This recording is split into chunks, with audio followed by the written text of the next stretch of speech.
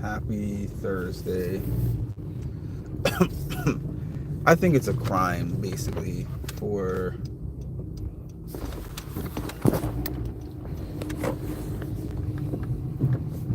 us to have to work the day after the Christmas holiday. I think everybody should get the day of and the day after off, but my company only provides you the day of.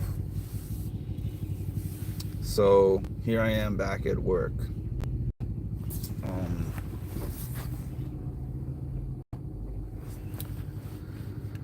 like I said, I'm exhausted. I am mentally exhausted and maybe a little bit physically exhausted too.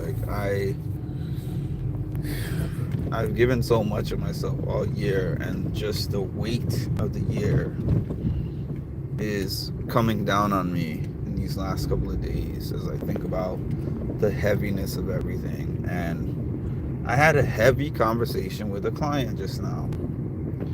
I've mentioned the client before. Oh, you're working too. Hi, Danny. I've mentioned the client before, but the client is somebody who I've been working with for a certain number of months, and almost all of my interactions with this person have been hard.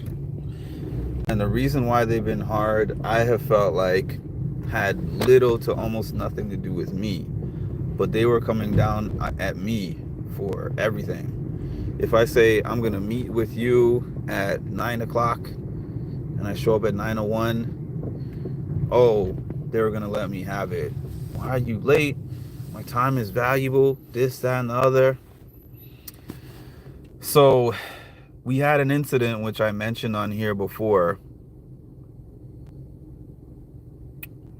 I'm working. Retirement is the best. Hi, Vicky, and hi, Kira. I do have that channel. I mean, you can look at that channel. The channel is called Music and Mental Health. The "and" is the "and" symbol, not like music and the word "and," but like the "and" symbol, Music and Mental Health. But I have not posted anything on that channel in a number of months, at least a few months.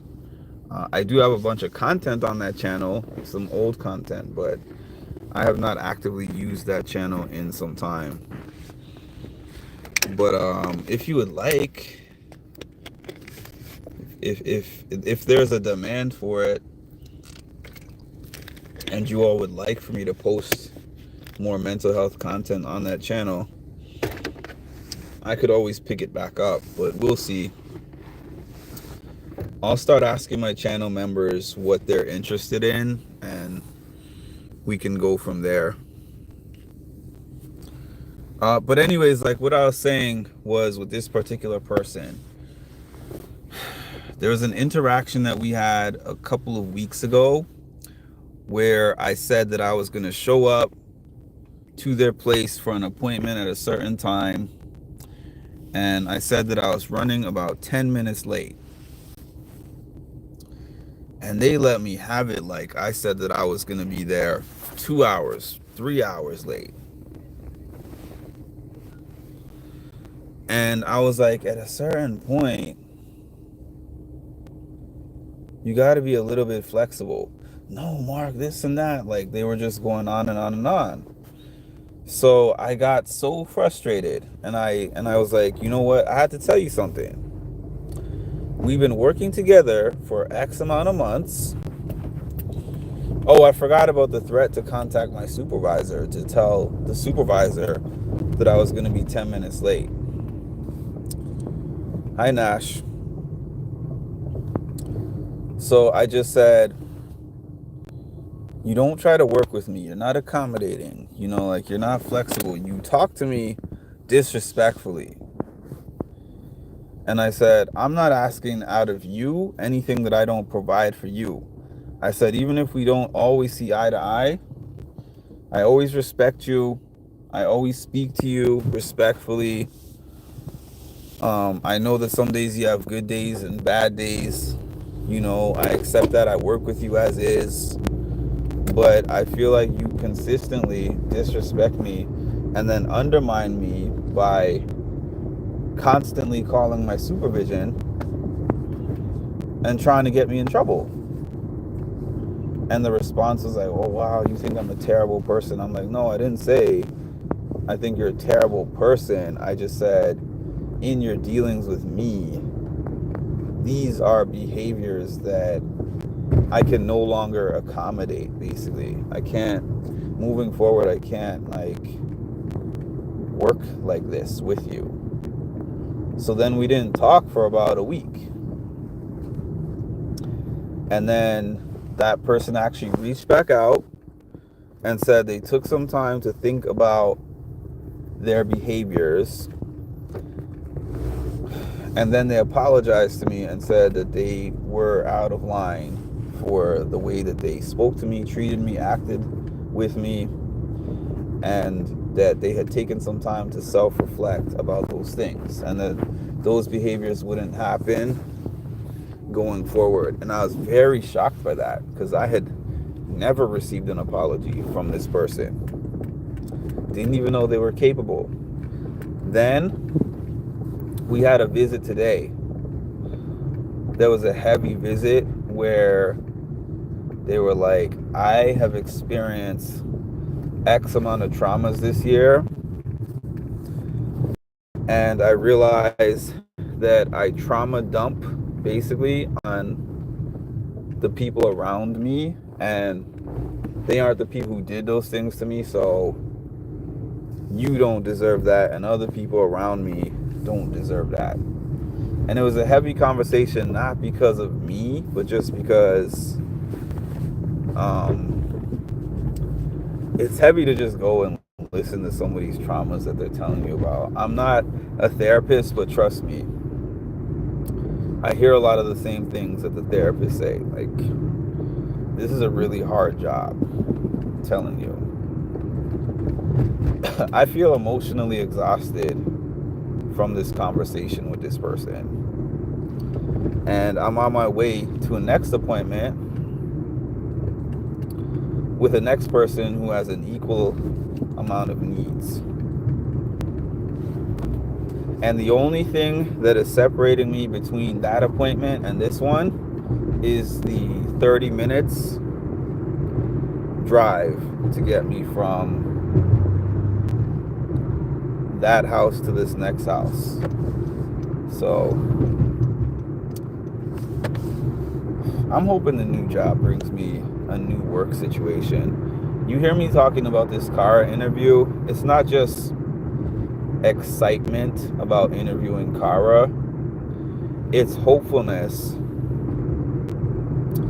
that that interview is going to open up a different passageway for me, that I don't have to be stuck in this kind of job anymore, because I'm checked out. At 20, 21, 22, I could probably do something like this without batting an eyelash. I'm closing in on 40. It's just not for me.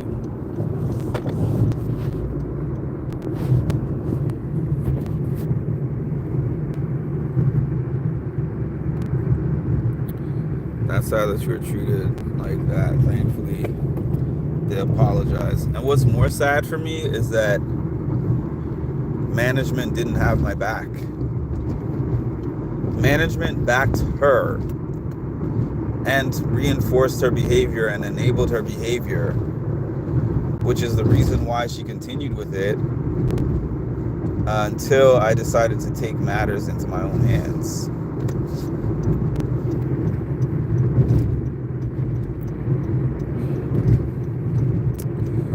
Which is almost impossible, to tell you the truth. To disconnect in the middle of my day is impossible for me.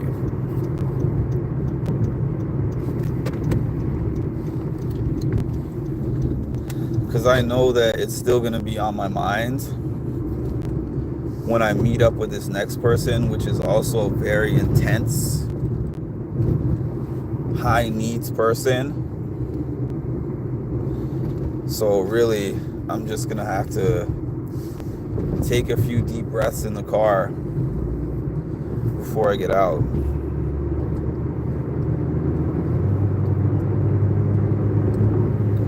That's the best thing I can do.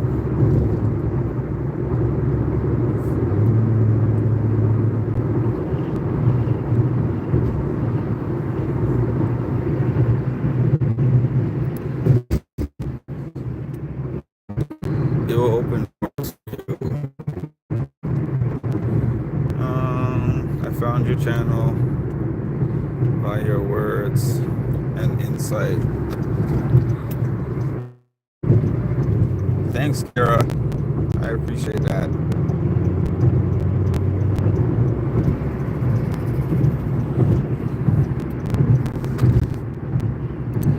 I don't comment much, but 5 months ago, I said you'd be a great interviewer. Yeah. Have you seen any of my other interviews, Kira? Or is this going to be the first one that you saw? Because I actually have some interviews that you could take a look at if you haven't seen them. I know Charicity also backtracked and saw some of my past interviews. I don't know what shows you watch. I assume Big Brother is one of them. And I did interview Hannah, Alyssa Lopez, and Turner from Big Brother.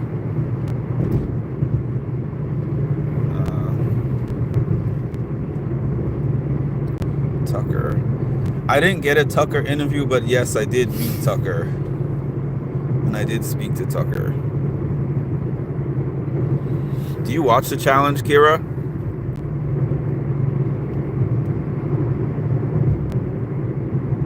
Yeah. I was in that video with him at the bar. Definitely the interview is going to be great. This is going to be... I might be just psyching myself up by saying this, but I just feel like with the material that I have, the motivation level that I have, and the rapport that I have with Kara, I feel like this is going to be the best one. I feel like this is going to be the best interview that I have done so far. And my goal is not just my interview, but my goal is to have her give me the same type of feedback that Sam from The Circle gave me. When she was like, nobody has ever asked me the questions that you've asked me. And she told me that it was one of her favorites that she's ever done. Oh, you're more of a Big Brother fan.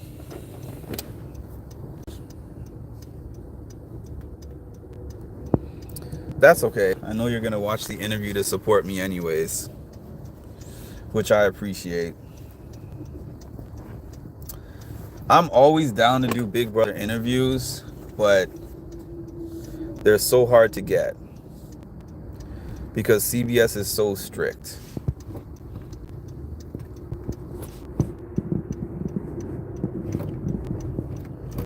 I've tried to get several Big Brother interviews.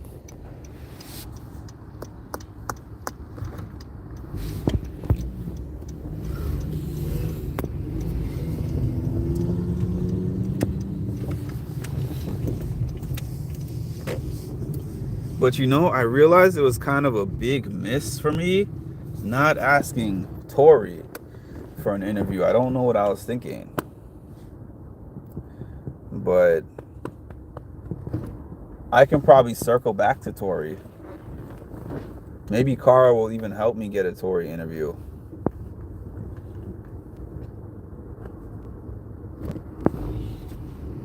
I think it's a validated psych up.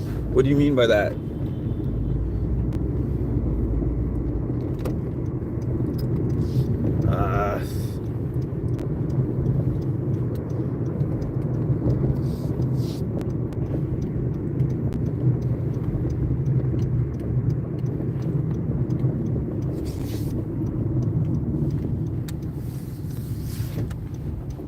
Where are you going?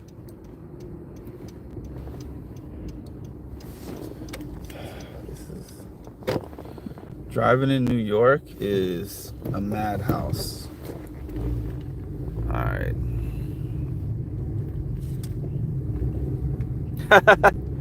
Oh, you want a Tory fan? I mean, I'm a much bigger fan of Kara than I am of Tory, but regardless,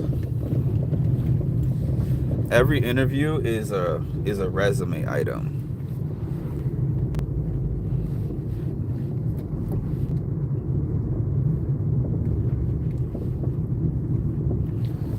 Okay. Hopefully I can find a parking spot.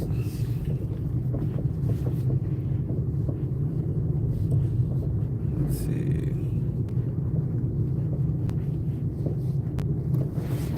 No.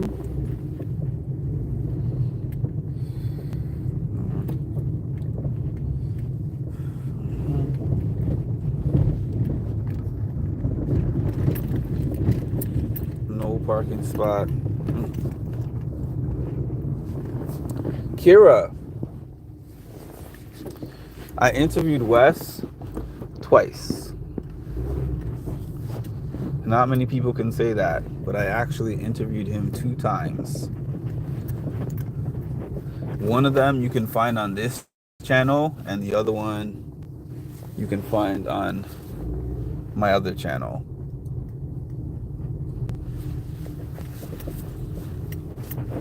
Even though I cringe looking at the first one, to be honest with you.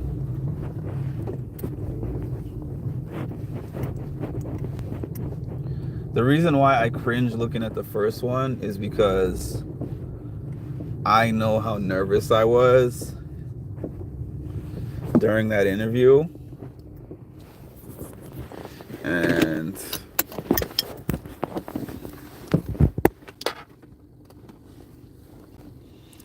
alright, I have about 5 minutes.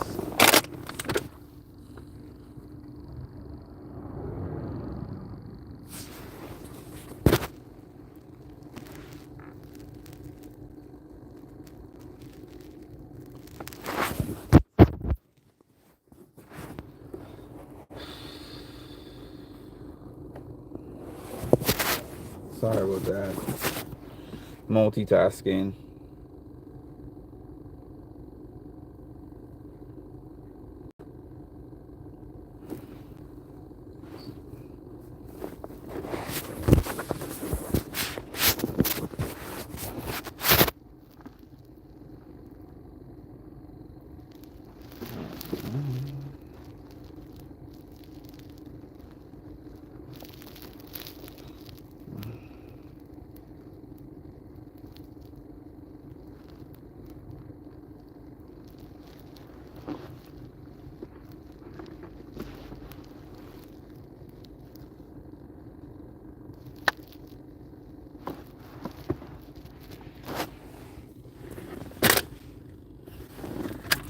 Okay, let's get to all these comments. If I missed anything. Definitely the interview is going to be great. Definitely worth going back and seeing his older interviews. Okay. Sam's interview was terrific. Actually, I don't want to like downplay myself, but it would be hard for me to top my interview with Sam, only because Sam's interview was in person and I have never done any of the other interviews in person. So I can't say that I think that it's going to go better than that, because I feel like in-person interviews are a totally different dynamic. But I feel like in terms of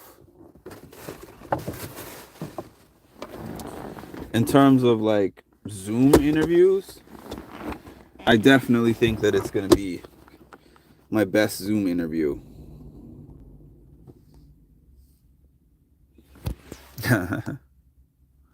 Kyle was on Big Brother with Taylor, and he was the one. Yeah, I remember that. He posted on his TikTok that he was free of his 2-year contract. Um, but that's funny what you're saying about Wes, because I told you that Wes said to me that he's one of his favorites in terms of like fans that he's connected with.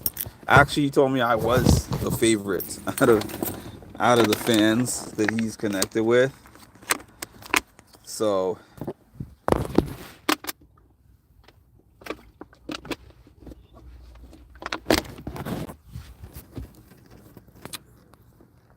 me and Wes have honestly had a lot of conversations. You watch the challenge over Big Brother. I think Charicity watches Big Brother more than the challenge. Kira, I watch Big Brother more than the challenge, but I'm a reality show junkie. That's what I thought. Hi Nash and hi Marshall. Yeah, you've been on here.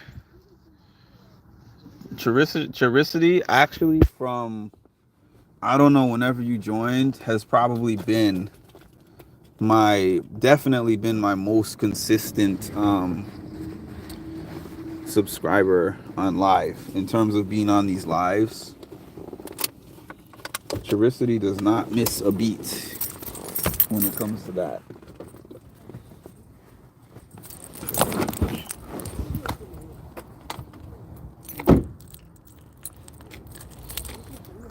Although I know there's people that tell me like you, Kara, who are like, you make a bunch of lies, but you might not comment all the time, which is fine. I appreciate your comments when I do get them.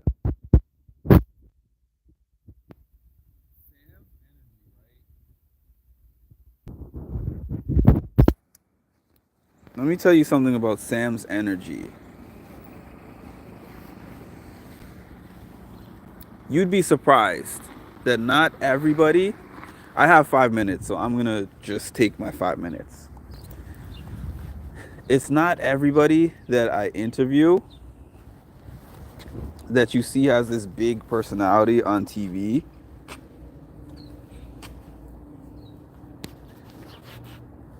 And then you get them into an interview and you assume that they have this big personality and the interview is going to be easy.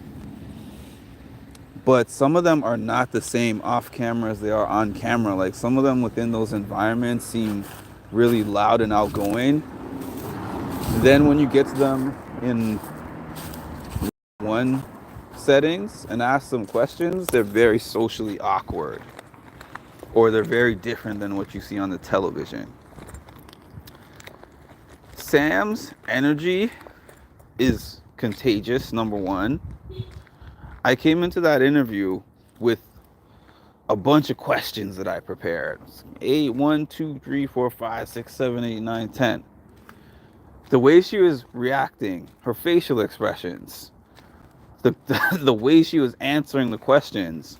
When you saw me on there just laughing half the interview, it's because the first 2 minutes felt like an interview and the next hour was like I forgot that the camera was there. So I was just like absorbing that energy, and just it was almost like she was doing most of the work here. Like I had questions that I would try to get back to at times because I did have my things that I prepared, but I would say that at least 50% of that interview was just on the spot responses to whatever she was telling me. And that was the cool thing, because I am somebody who does things really structured and rigid. So I learned a lot from that particular interview, because a lot of people are like, that's my favorite one that I've seen you do, and that's the best one that you've done. So many people said that to me. So many people are like, this is the best interview that you've ever done. And I was like, isn't it amazing that the one that people consider the best is the one that went the furthest off of my paper.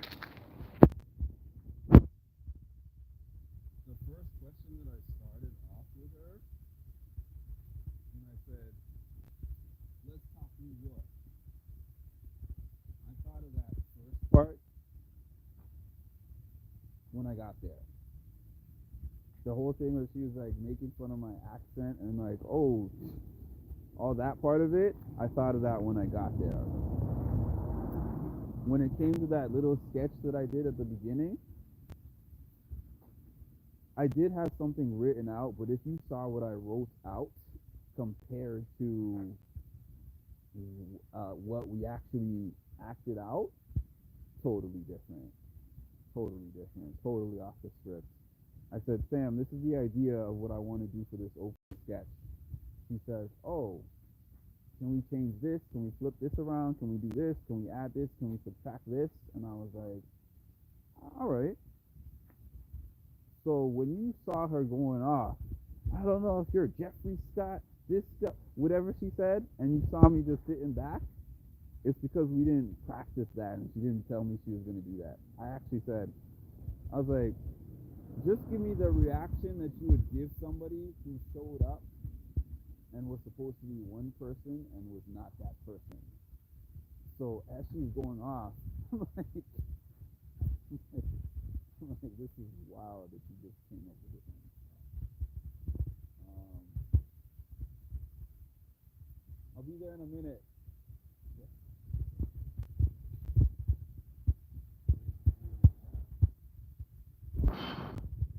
Oh, the sound. Okay, I'm gonna come back and I'll finish part two.